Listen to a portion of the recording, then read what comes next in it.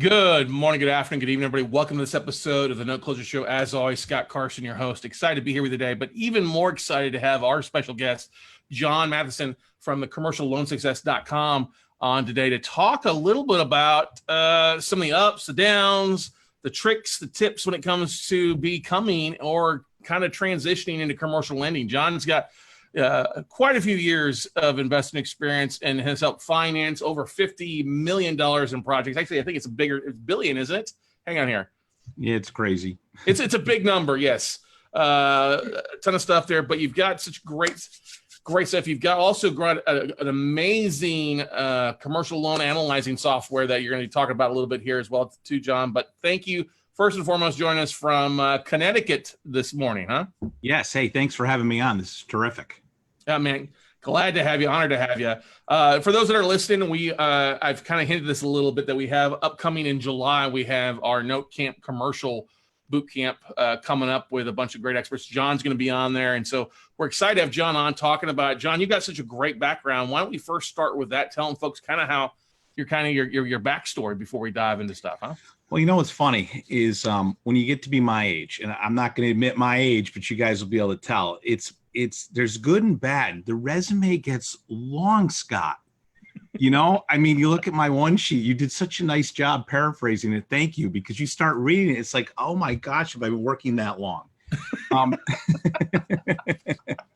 So yeah, for your audience, I mean, depending upon what level of maturation everybody is in their business, from startup right to where I sit today, I started like most people in business. My background was I ended up with a finance degree and went to work on that lovely little place called Wall Street, and realized that, I was down there in the 80s when Reagan was in office. Talk about, a different world, Wild West. And then you realize that, it's not going to be for you long term. And I left, and in the early 90s, I went into real estate. And when I did that, of course, it's the first recession of my career. Right. So I jumped in and I got baptized by fire. There it was. Right. It was back, for anyone who remembers, the Resolution Trust Corporation era. And it was just, yeah. But you learn how to survive in those things differently than what may have happened for someone who's new over the last 5 or 6 years who hasn't seen that yet. And as I project my career from now till then, I've been through 3 recessions. Mm-hmm. And while I won't want to come on your show and talk about how to get through the 4th, right? But we have gotten through all 3, and our balance sheet has grown every year. And so you kind of learn along the way how, as you get into commercial real estate, loan to value is really important. And the ability to properly use leverage to grow is essential. Mm-hmm. And wouldn't we all like to be able to just use cash all day to do transactions? And sometimes in your note business, you can. But when you start getting into, let's buy an apartment building today for $2 million, let me go out back, let me water that tree that's supposed to produce the money that I can use, because you need it. So you start getting into situations where you just learn how to navigate the space of commercial finance and private investor land. But, it's funny, as we then get into today, then you have your elevator script, and mine used to be nice and clean when we were doing our sustainable building and development business. And now when I'm in software, I think my wife has it good. She just says he's a real estate developer and a software developer, so he's out of my hair all day. That's important. Happy wife, happy life, right, brother? Oh yeah, that is absolutely important. And it's funny that you say that, because our spouses or significant others or whatever out there, we often think of grandioso. And then when it comes to them, they can put it like 3 seconds versus 30 seconds, right? Oh gosh, yes. My wife can do stuff in 5 words that it takes me 500. Yep. Well, I've always been the big believer. When I got into, I've been a real estate investor since 2001. I got in doing kind of fix and flips and wholesales and subject twos, and started being a mortgage broker and started doing commercial lending. And then everything hit the fan in 2008. And then I jumped to the opposite side, as I say, the dark side of buying distressed debt. But I was buying a lot of commercial notes from Capital One, Wells Fargo, and some of the bigger guys out there, and then also some smaller funds. And stuff like that too. But everybody talks about, everybody goes to these gurus like, oh yeah, get your feet wet residential and then move into commercials when you kind of grow up a little bit, right? Yeah. And you, especially once you're talking about how a lot of things is, I think it's a specialty of yours is if people are getting a commercial space, it's a whole different ball game than buying a single family house or condo, right? Well, yeah, and let me help everybody. When my first transaction that I did way back when, right? My first transaction was for $30,000. And it was great because you just had the Land Academy people on, right? Yep. So I bought a building lot, and I had a building lot that was worth 60 at the time that I bought for 30, right? Classic stuff that we both love to do. And I went through a bank, and the bank had the note, which was on its side and needed to be worked through. So it was great. So I bought it for 30, and now I needed a builder. So this was before I actually ended up, I had the real good fortune in my career working with my dad for a long time as the builder, and I was the developer, but this was pre he and I working together. So I found a builder, and the builder puts up a nice little house on the property, and we sold the house and split the profits. And that's when you start realizing builders do pretty well. So then what did I do? I took the money and I went on to the next one. I bought 2 lots, same bank, same situation, different development. And then it just starts to go from there. But to level up, you start to realize that you need commercial banking in earnest. You need a credible source of financing with a fair rate. I mean, we can all go out into space and get the private capital at the double-digit rate if we have a bona fide transaction. But you start to realize as you do more and more, that's chewing into your profit margin, and you're doing all the work. So you start to realize, okay, it's commercial banking. So if I go out today with our software, which you and I will get to, but when we talk about things we tried to solve, it was for me and everybody in the audience, let's identify with me here. I'm going to walk into a commercial bank with my transaction. Oh, right? Somewhere between trepidation for the most experienced person to absolute dread, right? And we're going to walk in and what's going to happen? I'm going to get embarrassed. I'm going to get told no. They're going to give me half of what I need. My deal's going to blow apart. They're not going to like my pro forma, my numbers, my balance sheet, my credit score. Who knows, right? So you will exclude it because we as people will do everything to avoid pain, right? So we just say, I'm not going to go the bank route. But what you realize is once you do and you get into it, that it's really nothing to be afraid of. It's a process like everything else. And the process is not actually as difficult as it sounds once you've done one, but you have to start somewhere. And like anything, you need to understand how it works. And then you have to figure out how you fit in. Tell me about your experience with commercial banks. I mean, you must have been somewhere in that world somewhere down the line.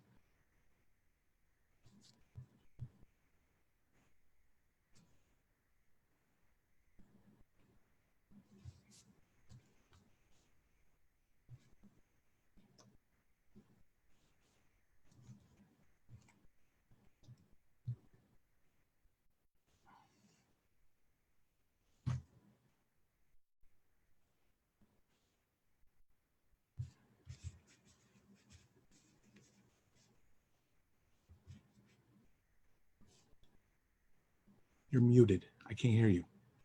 It helps if I did unmute myself, doesn't it? I'll tell you what, though, your lips were flying. For anyone out there in the audience, greatest answer. I mean, for anyone out there in the audience, I'll tell you, he was talking a mile a minute, and you and I both, we're all sitting there with a dead space, and I'm thinking it's me, and I'm the guy with the tech company going, what's wrong with my tech? I muted myself so I didn't cough awesome while you were talking. No, I'm looking at you going, what did I do? What did I add?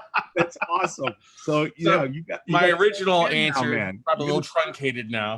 Yep, you got to start up again. When I was in the commercial side of origination, when I was either at JP Morgan Chase in the commercial banking side or also on the origination side, dealing with a lot of others on a wholesale aspect, I always found that commercial lending was actually easier than a single family deal for the most part, because the bank and the underwriting looked at the value of the property and the strength of the project, not necessarily.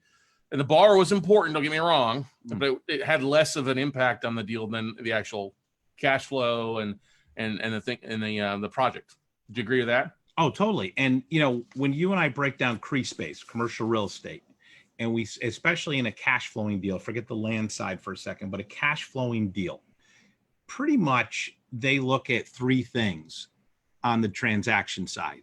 The first thing they look at is what's the net operating income minus expenses, what's the NOI, and then they're going to take that NOI and apply it to what they call a debt service coverage ratio, right? Which is they normally want something to cover 1.25 over what the income is based on the principal interest payments you make annually. So to simplify that into, not normal speak, if you have $10,000 that is going out the door, they want 12,500 coming in, right? So just to make it, simple that way. And then they're going to look at some kind of value for the property. Now, all of us developers are going to argue with them till we're blue in the face over cap rate, right? Inside our software, we do a nice little funky dance with loan to value driven pricing, which is kind of neat. And but the cap rate or some kind of appraisal valuation is going to come onto the property. And then ultimately they'll look at you. Ultimately they'll look at you and they'll say, all right, strength of sponsor, what's there? But they really are focused in the beginning on the transaction. Most people don't realize that, and you do because you've been in the space. The way to start dialogue with a commercial banker is not to start talking about a lot of things, but to talk about, here's the NOI, here's the coverage ratio, here's the valuation that I came up with, and then we can continue talking with the transaction. And once you do that, now the rest of it, once the banker's involved, the banker will tend to help you with the rest of it. Yep. There's some what we'll call hair on the transaction. The roof's got a little bit of an issue. It's 20,000. You think you're done. Not really. Not if the banker's in it. They'll help you. They'll figure out ways to set aside that capital or escrow for it or do whatever they can, typically to close the transaction once they've started it. The key is to get them started. Mm-hmm. Right. That's totally the truth. And knowing those numbers, knowing those things, and not betting on the best possible outcome being somewhere in the middle. You know what I mean? Being realistic versus. Right. So, then you transition it into our software. So you brought up 0809. What a unbelievable recession that was. And the aftermath for it in commercial banking lasted for years and is barely corrected today. Yep. If you think of it being 8 to 10 years later, you would think we'd have a full correction, and we still don't. Even today, any of the bankers that we talk to out there, you're still into space where they feel they're rejecting too many people. They're turning down anywhere from 4 out of 10 to 6 out of 10 loans that come in, half the loans. It's crazy. Or they're changing the terms and they're saying, well, you wanted this and we can give you this. And most people in commercial borrowing land don't understand why. So I'll give you my fun story. So this is 2012 or 13, let's say. And I've got a deal pro forma in the construction side. I had come through for acquisition and development, owned the land, and had entitled it. So had a ton of equity in it and was sitting at about 35% loan to value. Wow. I've got a typical 2-year run with a commercial bank, maturities in June, call it. And it's January. So I clear year end and I call the banker. And I'm like, all right, so June's going to come. I'm not going to build it by then, so I need an extension. Normal developer speak to banker, and normally it's just a one-pager and you get it. Yep. So I get nothing back. And then a month later, I get a phone call. And I get, we're merging. And we'd like you to get this loan off our books. And we know you can. So please do that for us. We're not going to carry any acquisition, development, and construction pieces into the next deal. So here you sit. So I'm like, whoa, all right. So now I pick up the phone. So I start calling the usual larger suspects. This was a 7-digit loan, so it wasn't a small community bank deal. So I start calling the normal suspects, and everybody's giving me this little lukewarm stuff, Scott. Like nobody's jumping on this. And I'm sitting here going, whoa, you've got to be kidding me. I haven't defaulted on a thing. What am I going to do here? Right. So I call the banker and I'm like, so what happens if June comes and I don't have this off your books? You can at least give me more time. Well, we kind of got to see, so it's like, oh, great. Right. So I start doing what any other good business person would do. I start networking to a resolution. Mm-hmm. So I get some commercial realtors who refer me to this guy who they say, this guy's a bank consultant. He'll help you out. Right. So I call him. His voicemail's full. So I'm like, great. So now what am I going to do? All right, I'm waiting for him to call back. I'm starting to Google. Now, have you ever Googled for a 7-digit loan, right? It's like, Scott, I mean, you're sitting there and it's like, oh, upload your credit score, upload your financials. I'm like, I'm going to actually put my top rated credit in the internet. And what, you're going to send me a few out? No, right? Right. And so hence the rise of fintech, which solves a lot of problems. People in pain say, let me give the quickest solution. I'll pay the higher rate and I'll give you everything. Just get me out of pain. But it's like, wait a minute, there's got to be a better way. So this guy calls me back and he's busy. And he says, all right, I'll meet you. Bring your financials on the transaction and we'll meet. So he and I meet at this diner, right? And the two of us shouldn't be at a diner, right? At our age, eating bacon and sausage and all this stuff. So at the diner. And he's got breakfast, lunch, or dinner. It also varies too, right? Right. So we sit down and we're going over the numbers on the transaction. And he says to me, okay, and he's tapping away in his computer and he's going through and he says, okay, you're a go. And I said, what do you mean I'm a go? And he goes, yeah, I just ran your transaction through my commercial loan analytics software. And it vets your transaction against common bank guidelines today and tells me if you're likely to stop or go to application. Right. And you're sitting there shaking your head and I'm doing the same thing. I look like you're, and I'm going, wait a minute. What do you mean your software vetted me against common bank guidelines? What are common bank guidelines? Right. I mean, Scott, do you know? Well, you might know. I know a little bit, but right. Yeah. But any of us, everyone listening going, all right, let's take a test. Give me 5 common commercial bank guidelines. Everyone's like, I mean, it's like, what are they? Right. So I'm like, really? And he's like, yeah. And what'll happen is my software prints out a 1-sheet piece of paper and I'll send it to my contacts. You'll have an LOI by Friday. And that's exactly what happened. But in the meantime, I'm sitting there and now, although I'm in acute pain, right, with my transaction and worry and anxiety, right? We've all been there. Yep. I'm now shifting to my entrepreneur hat and I'm going, what does he have there that's made me feel at ease, right? Exactly. So I said to him, right, ding, ding. So I'm like, and he goes, yeah. I said, I want that. He goes, how do I get you that software? He goes, well, I can't give it to you. It's in my computer. And I said, what do you mean it's in your computer? She goes, yeah, I wrote the code. I did it.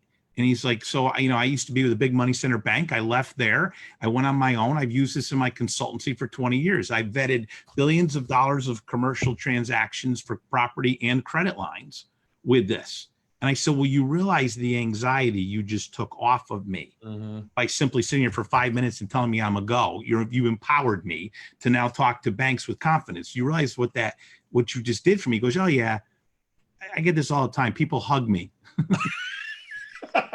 Did you get up and hug him? I did, right? So I'm like, I bet you bought the tab though. You darn right I did. Yeah, I bought all those sausage links, and this was type of diner. They bring out like 10 sausage links, and the guy looks at you, the cook. You don't finish, he gets mad. Yeah.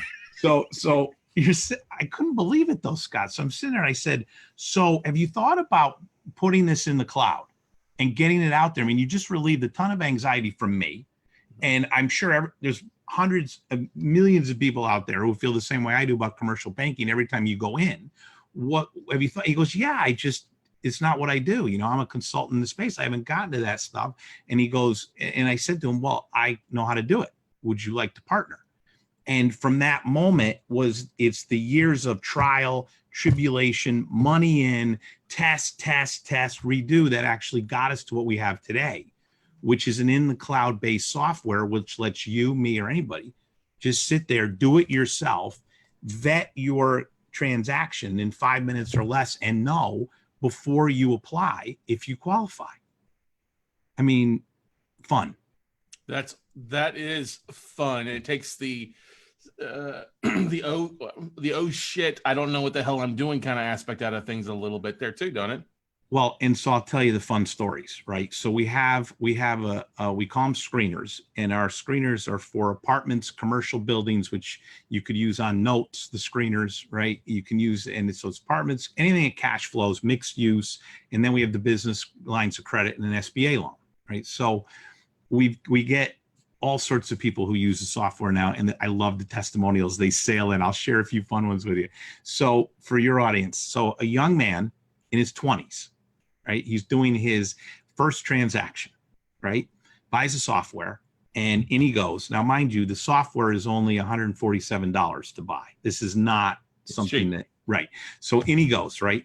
Vets his transaction, prints out his one sheet, and he does exactly what we tell him to do in our resource center. He walks into a bank and he sits down with somebody who is lending, and he says, I bought third-party software that vetted my transaction against Common Commercial Bank guidelines and tells me I'm a go. Would you like to continue the conversation with me?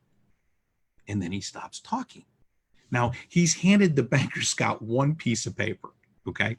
So the banker sits there and looks at it, right? And the banker says, I'm sorry, could you just give me one moment, please? And he happened to walk into a branch where part of the commercial lending team was upstairs. So the banker goes upstairs and brings downstairs from upstairs the senior VP in charge of commercial lending, right? Who sits there and looks at this and says to him, where'd you get this? And he says, well, I bought it online. He's like, really? And he goes, young man, not only would we like to continue the conversation with you, but you are one of the most prepared borrowers to ever walk into this bank. So I get this is early on in our beta testing, right? So I get the call, he comes in and he says, so I think I should negotiate rate. I'm going to go back in and put my feet on his desk. I was like, no, don't. Whatever he gives you, you take, as long as your numbers work and you can afford it in your deal, because this is your first loan. And that'll lead to your second and your third. And it's what I did. I mean, you start with 50, 100, then they give you 500. And then before you know it, you're at 5 million. And as long as you're a responsible borrower with their money, you can use leverage. And you know what that means in your note business. And we know what it means in our commercial business. I mean, $1 million down in the right setting gets us a $5 million transaction and gets us into a 10 million. If we keep rolling profits forward, it's not as far away as people think, but you need the right tools. I remember when the first cell phone came out, to show you how old I am, right? The cell phone was mounted. Yeah, I had a Jeep, right? And I mounted the cell phone in my Jeep on the stick, right? And we didn't have walk around phones back then. This is the early 90s. And I was doing real estate transactions and we were building stuff. And I remember being on that thing steady. And I felt so productive. And I came back to my office one day and I get my first cell phone bill. $1,400 in change, wow. Right? The first bills, right? Now I'm on it more today than I was then, right? But that was the first bill. And I remember paying that no problem. I was so happy to have that, and you get tools like this where it's like, look, I can walk into a bank and I know I'm a go. And if the banker says, I'm kind of funny today, what am I going to do? Next bank. Yep. I don't feel like it's me. I'm rejected. I'm embarrassed. No, I'm a go. My transaction's good. It totally reverses the power position of the discussion. So it changes the conversation. So you can imagine what happened to us coming through beta and then having things like that happen. All of a sudden the bankers are calling us. The bankers are going, hey, we want to meet your people who are wandering the street aimlessly with one sheets because they're our ideal borrowers. They're pre-qualified. These are people, banks tell us, well, we reject people and we feel terrible because we're bankers, we're community builders. We're here to do business. We're not here to say no. But what happens to us is the borrower comes in unprepared or with unrealistic expectations. And the software tends to set that in line. If your transaction's not a go, a big stop comes up. And then it'll tell you recommended corrective action. So do you need more income? Do you need less expense in the deal? And what I use it for a lot is to sanity check things. And you'd love that in the note business. I'm going to sanity check this. So I'm going to take this on and I've got it against a property, right? Well, what if I've got a 20 unit apartment complex? Looks like it's covering at 1.65. I feel great, right? What happens if I take away a rent? And see, I can do that. And I take away a rent. Now I'm down to 1.35. I take away 2 rents. I'm down to 1.1. Uh-oh. I better look at that rent roll because it's really that sensitive of a building. And people don't realize that. And then what happens if the rate goes up like it has over the last year? and I'm set to refi on term in 5 years or 3 years. What happens if the rate goes up? How strong is my position? What happened to me as a commercial borrower that day? There's a lot of things that happened in 08, 09. People had to put money in because the bank came out and said, hey, you know, your property's not worth what we lent on it to original. Now you got to put in money, right? And now you're buying notes, but you're still looking at going, all right, what's the LTV? Where am I at in this property? What happens if there's non-performance? Is there any liquidity in it for me? So the software lets you do all of that stuff. I call it like, it's like a fish finder.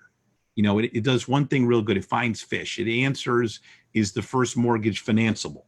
But then I can geek out with it and I can find the bottom and how deep it is. And if there's, you know, structure on the bottom, I can find out water temperature. I can do, you know, I can geek out in the software and sanity check myself all day. But I dwell on it only because I get excited because these are tools that we didn't have back when we started, you know, and it's like these guys who play baseball today, back when you and I played. That first aluminum bat, right, was a joke compared to what these guys have in college today. And you know, and it's like the sliding pants, I would have worn those every day because of the injuries from sliding you'd get, you know. And it's like now they have all of it. And it's like, so you have all these tools today that you can use in the market, which we have one of them, but there's so many other tools you can use. And look at what you do. All the education and teaching for people that wasn't there back years ago that you can take advantage of now. And it gives you, it sets you up so much more for success than what I think we had. Yeah, I'd agree to that because the market's changed. I mean, we've had ups and downs, and I agree 100% with what you said. The commercial market hasn't fully recovered in places because that was one of the biggest opportunities for us. We were getting commercial notes back 9-10 years ago where the value had dropped 10-15%, and the people that had the were borrowed against it, the banks wanted to bring in 10-15-20% in cash to bring down their LTV back to something they were comfortable with instead of being over encumbered, and that led to a lot of defaults on good properties. And do you think we're going to see that again? With it, I'm a big believer that we're going to see another bit of a downturn. It's not going to be as dramatic as it was 10 years ago, but I think we're going to see something, a market correction of some sort. Well, depending upon where anybody on the call is in their business cycle, you know, downturns can be very productive for your business, you know, especially for what you and I do. If you're not exposed on a high loan to value, and your loan to value is, pick a number, let's say like what you just said, a 10 to 15% correction doesn't affect me if I'm 70% LTV. Right. In banking land, what happens with regulations is they get under pressure to comply. You have to reappraise, and they want to have 20% in, let's say. And that's where, you know, you are, when you're taking commercial bank money, you do have to be sensitive to what happens if things change and what's your position in the transaction. So, but if you're doing any type of reduced LTV acquisition, or you're buying things that are, you know, fractionally available out there, you're going to be in a position to survive a recession and a downturn. What happens is, and you and I both know, you have to wait for liquidity to return into the market to fund you if you have a good asset. The problem is knowing what's a good asset. Yeah, exactly. And, you know, for me, you probably have the same thing. In my commercial real estate business, I have like a 5-page due diligence form. And it started out like anything else, 1 page. And now it even comes down to, you know, how many cell phone bars are on the property. You know, I mean, it's like you have so many little picky things, and I'll look at 100 things. I'm lucky if I do one, because it can't survive my form. And I'm just disciplined myself enough to where unless you can get everything right on my due diligence form, I won't do it. Mm-hmm. And so those are the things that, but if you're very active all day, and as you know, you're active. I mean, you know how to prospect. You see hundreds of things come across your desk. And if you do one and it's a good one, it's a home run. Yep. But you tend to mature into that space. You have to get out there and start somewhere. You have to jump in. You have to try it.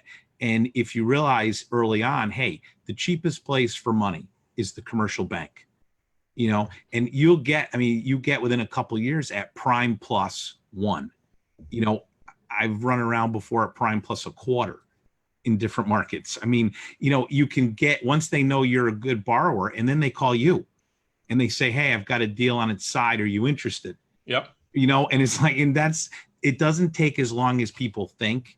to build those relationships with the institutions. Mm-hmm. And but you have to start and pay them back. Start, pay them back. Right. And you've got to, you got to pass the smell test. You got to look and know what you're doing, know what you're saying. That's the biggest thing. And you don't have to have the most amount of experience, especially in some projects. If you've got a team or people that are part of the sponsorship. Yeah. When I did my first apartment building, I'd been a real estate developer, but I hadn't run an apartment building. And when I did my first one, the banker said, "Well, who's going to manage it?" And I looked at him and said, "Give me 5 minutes. I'll be right back." And I realized I couldn't say me. Mm-hmm. Right. So what I did, I went out and hired a property manager. Property manager did a nice write-up. I brought it in, handed it to the banker. I said, "I'm hiring this person. It's 5% of the rental stream." Banker said, "Great." And they did the deal. 80% LTV back then. It was wonderful. Where are you seeing LTVs at right now for the most part? So the software is preset at 75. Okay. It tends to be the sweet spot of where they like to be. You can, in certain places, push to 80, 85. You have to be careful. There is that wonderful world of, I don't want to say predatory lending again, right, but I want to say liberal underwriting or aggressive lowering of interest rates to pull you in where there's a reset provision that comes in a couple of years or 5 years. There's a lot of competition. Banks, freely admit it. There's a big push for deposits. Deposits drive the engine. So they're looking for who has that. And that can be difficult for, all of us, starting out.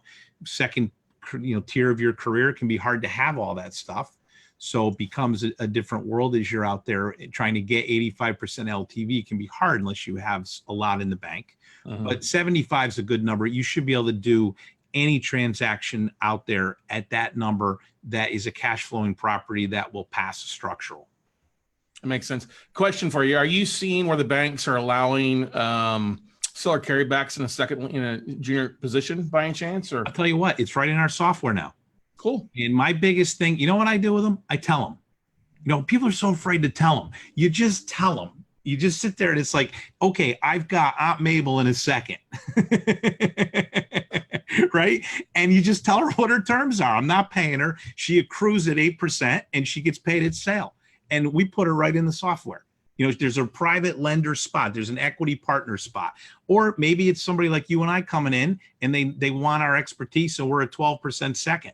Well, I'll tell you what, if you can do a transaction at 75% LTV and you can afford a 6% commercial interest rate amortized over 20 years, let's say, and you can afford to pay a 12% second.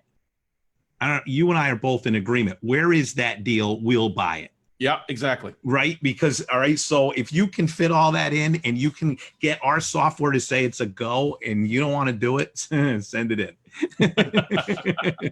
What are some of the biggest mistakes you've seen people, whether it's simple mistakes or unknown? What's probably the top mistakes you've seen people making as they're diving into the commercial? Well, I always say, to any of them, we do a lot of mentoring. You get to be my age, you mentor, so, I mean, it's all about due diligence. Yep. The commercial property transaction, really no different than any other one, except there's just more moving parts.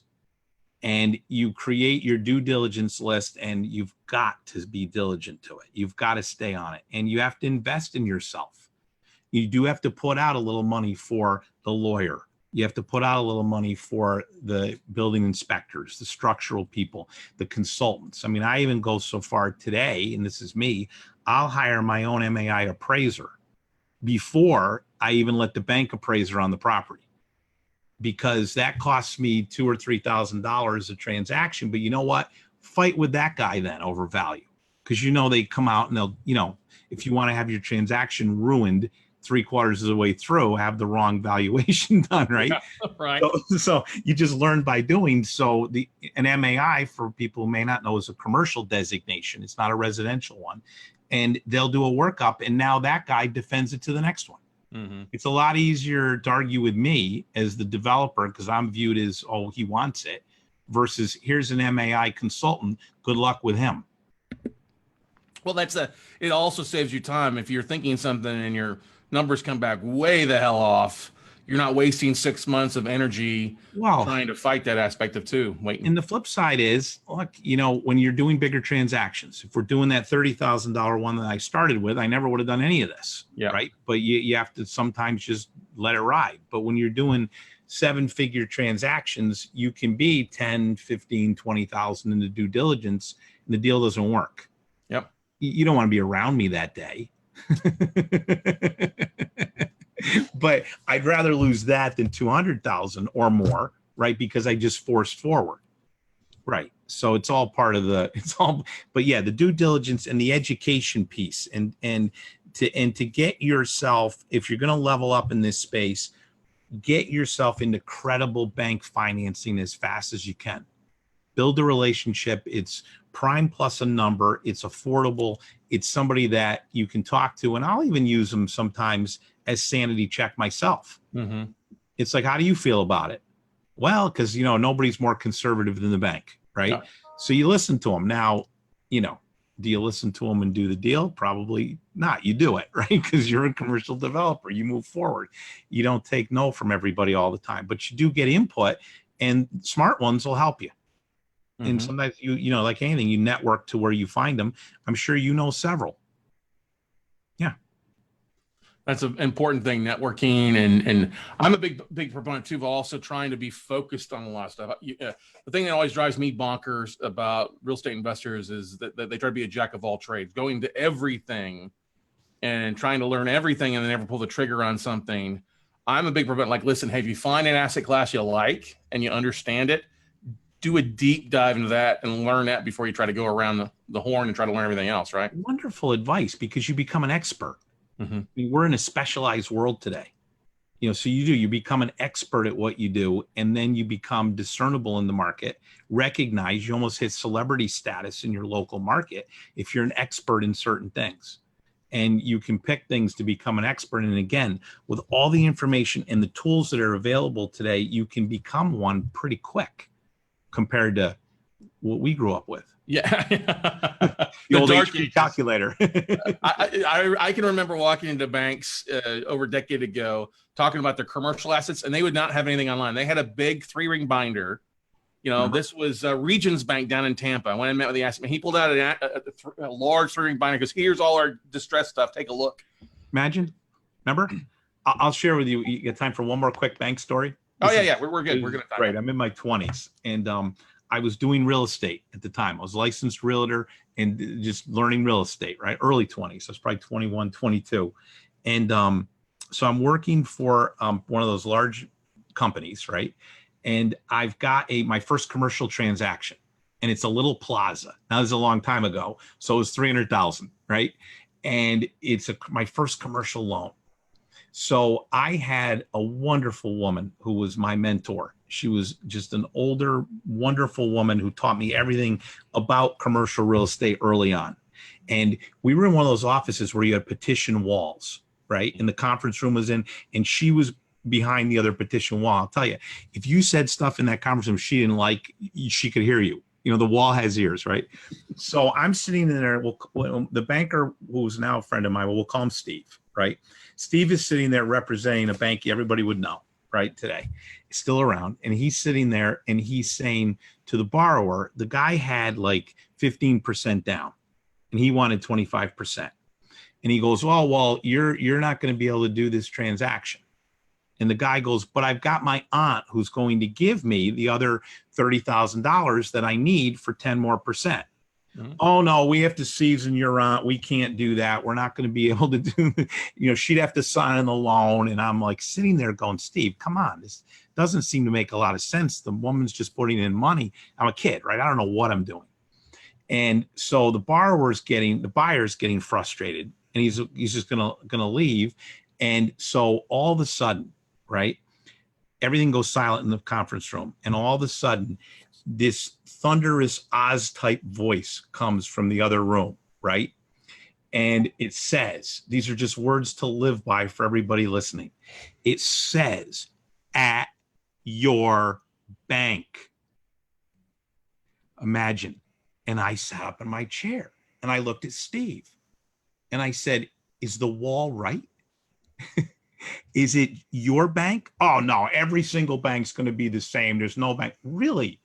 I said, really? I said, tell you what, it's Thursday. And I'm like 21, remember, right? So I said, if I can find another bank to do this deal by tomorrow, you're buying drinks tomorrow night and I can stay out late. So you know what I did, right? The old phones, they weren't wireless. Yeah. And I found a bank, right? A bank who would do it with the aunt's money, with the aunt not signing, right? And boy, did I learn, and it just taught me about bank rejection that day. It's like at your bank, right? So, okay, you can't do my transaction here. Okay, next. And you just start to learn. And then you, as an entrepreneur, you just don't take no anyway. So you just keep going and going. And all of a sudden you meet somebody who you can build a relationship with. And that would be, takeaway advice for anybody out there struggling to get into CRE space. Come up with the due diligence, learn how to do it. There's plenty of books, plenty of stuff to read. Learn it from you, learn it from guys like me, learn how to do it. Read our book, Commercial Loan Success. There's books out there you can get on how to get through. It's funny, when my book came out, it was the #1 new release on Amazon. You hear the proudness in my voice, right? Because I didn't know that was the case. And the book people call me, they're like, take a screenshot. This isn't going to last. Right? Which is true. That's like 3 days. But it's like my mother was so proud, Scott. It's like she had a book she could talk about now. But, books like that, stuff that you do, and you take that stuff and then build the relationship with credible financing, and you just never look back in this business. You will grow year over year. And if your LTVs are intact, you survive any recession. And frankly, that's when your buying opportunities are in the downturn, at the bottom of it. Yeah.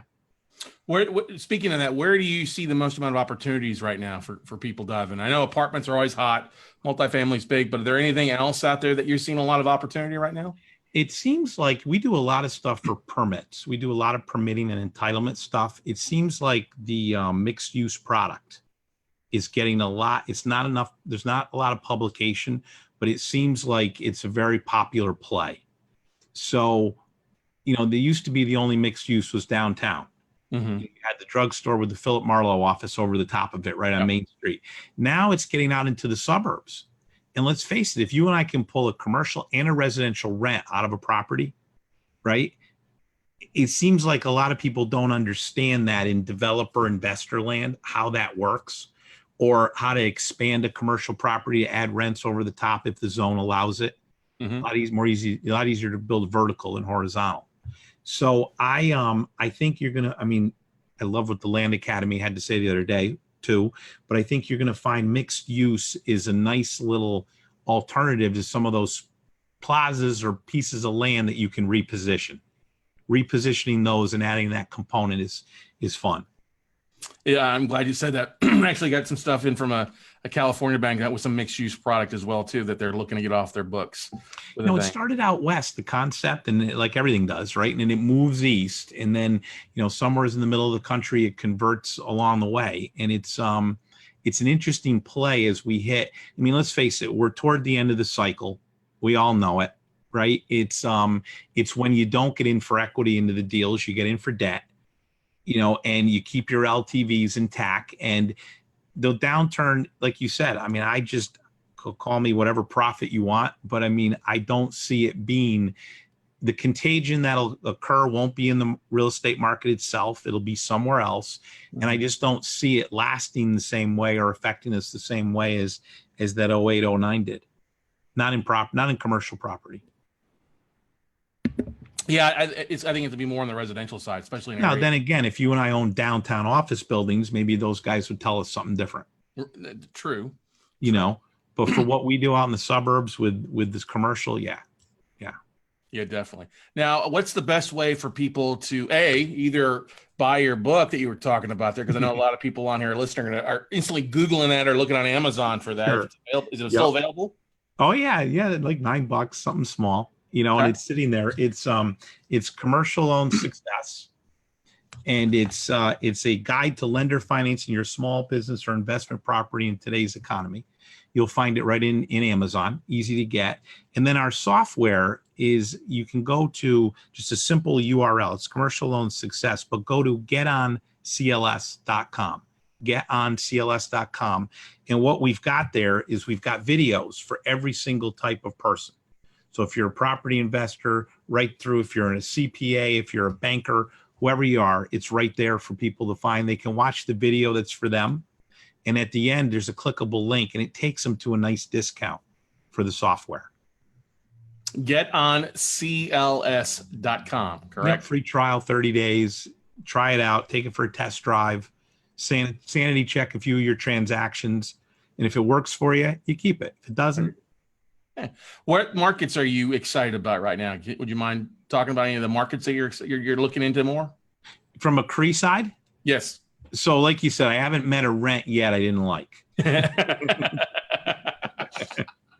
So they come in all flavors. I love the vacant lots that we can entitle, but that's a different skill set. That takes a lot of different practice over time and understand how to do that. But at the end of these cycles, repositioning is always fun. When we get things in a down cycle, we're going to try to buy things. The repositioning is just cash out of pocket. Then that can be more tedious than right now, where you can find the buying opportunities that you can reposition. I love that space. Any rents we can reposition, land that we can develop, any of that stuff, self-storage, all of it that flows right now. You just can't get enough of it because the demand is there. But do your demand study. Mm-hmm. Are you seeing some of that where people are taking land, and that's the beautiful thing about self-storage is you can do that on a lot of different size lots. It doesn't be a true square lot with your odd shape, and it's pretty easily or inexpensive to build compared to a lot of other things, right? Right, and we've got them now where we can do them with the solar panels on the roof in certain parts of the country, like where you are, a little harder with the thunderstorms, right? Trying to figure out how to close that panel from hail. But up here in the Northeast, we can put the solar panel on the roof. We can almost run a net zero building now with our HVAC, which means we can offer conditioned space for the same price as cold storage if we wanted to break into a new market where there seemingly was quite a bit of garden variety cold storage. And then a nice crisp new building. So you can compete a little bit with some of the bigger players with these little niche products. We love that stuff. Yeah. Yeah, that's really any states or cities that you're excited about as far as like the physical markets or metroplexes? Boy, right where you are. I mean, I was down in Dallas. My head was on a ball bearing. I was going outside the city. I'm a land guy at heart, right? So I'm driving along from the city heading south, and all of a sudden I'm getting into places where the farmland's for sale, right? And it's like for sale, these big tracks, and my head's like on a ball bearing.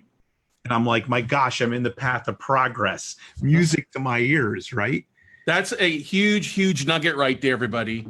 Think about that. You're talking about path of progress. We're talking just, within a couple miles of the city, right? We're talking 1-2 miles for the most part.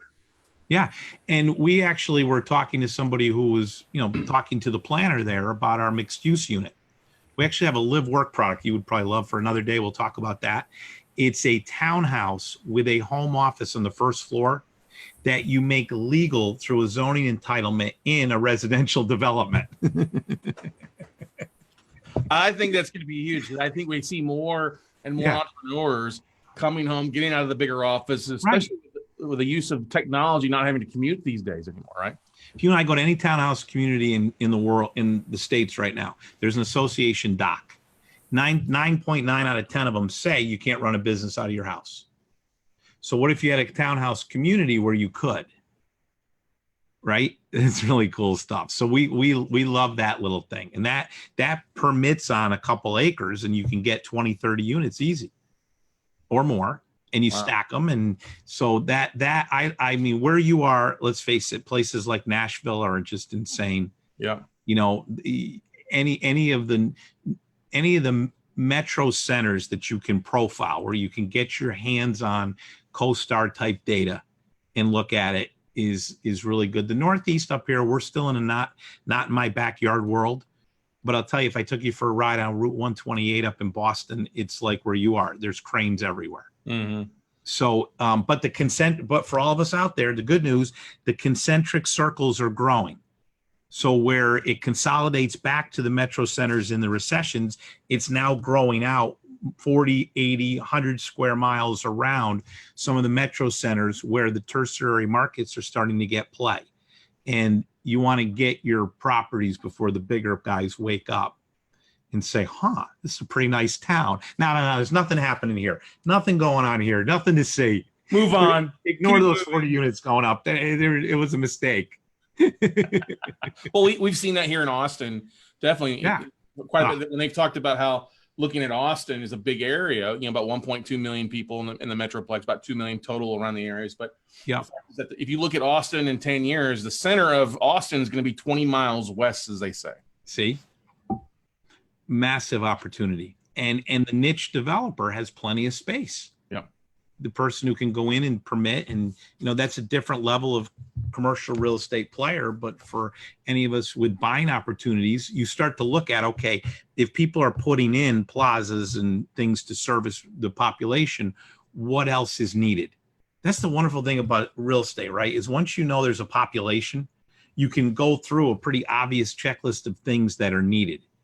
And then you can figure out how to put those tenants in your building, or how to develop that little space and do it that way, or how to buy the note for that building even better. Better. Amen to that.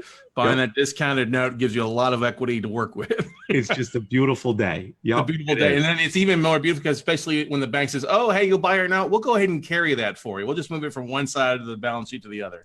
It just music to my ears. Awesome. John, what's the best way for people to reach out to you? Just hitting the websites at the commercialloansuccess.com? Yeah, commercialloansuccess.com or getoncls.com. Ultimately, you watch those videos, it all leads you back to where you can contact my team and me. There's a bunch of us in it. It's a software company now, so it's got a bunch of people around to serve you, and resource centers to answer your questions. Yeah. Well, good stuff. Well, hey, we look forward to having you on Note Camp Commercial here in the end of July. Looking forward to your session there, talking more and diving more into the software. But once again, thank you so much for taking time out of your busy schedule to join us here on the Note Closure Show podcast. Oh, this has been a ball. Thank you, Scott. I appreciate it. Thanks, John. Appreciate it. We'll see you later. All righty. Right on, man. Thanks. All right, everybody. That's going to wrap it up for this episode of the podcast. Once again, check out John's book. Jump on there. GetOnCLS.com. Check out the software. 30 days to play around with it. 30 days to run your deals through it to see if you can get that one sheet approval, but also the flexibility to be able to massage your numbers or see what's going on and what levels you need to be at and what things you need to look at to work, to rework, redo your due diligence on, things like that. But well worth it. Check it out. You will not be disappointed. But otherwise, like I say, go out, take some action, and we'll see you all at the top, everybody.